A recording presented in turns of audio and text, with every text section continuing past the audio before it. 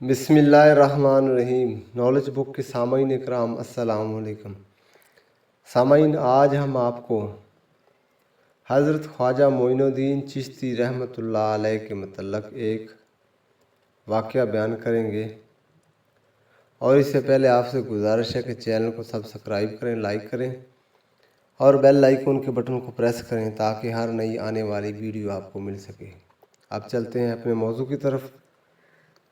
हज़रत ख्वाजा मोइनुद्दीन चिश्ती रहमतुल्लाह अलैह जब अजमेर शरीफ पहुँचे तो आपने आबादी से दूर एक दरख्त के नीचे क़याम फरमाया।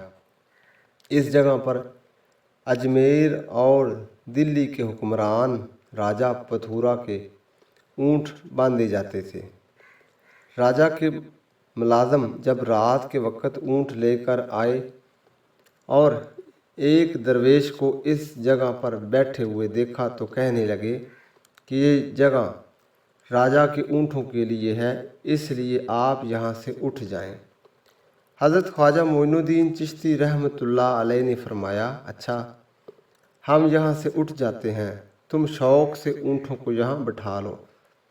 चनाचा आप ये फरमाने के बाद वहाँ से उठे और तालाब आना सागर के किनारे इस पहाड़ी पर तशरीफ़ ले गए जहाँ पर आपका चिल्ला मुबारक बना हुआ है। इस जगह पर बहुत से मंदिर भी थे।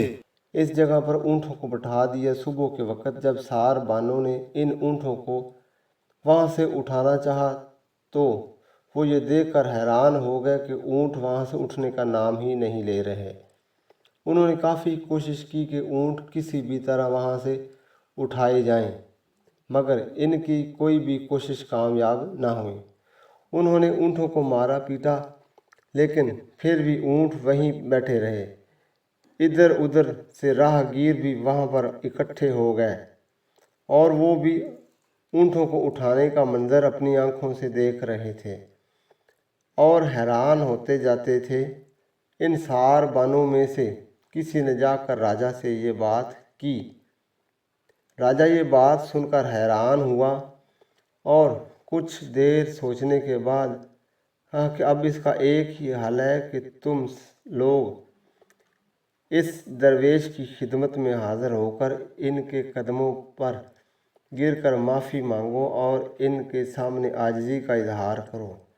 सारबान इसके हुक्म की तामील में इसकी खिदमत में हाज़िर हुए और आपके कदमों में गिरकर माफ़ी के ख्वास्तगार हुए और अरशाद फरमाया, जाओ तुम्हारे ऊँट खड़े हो गए।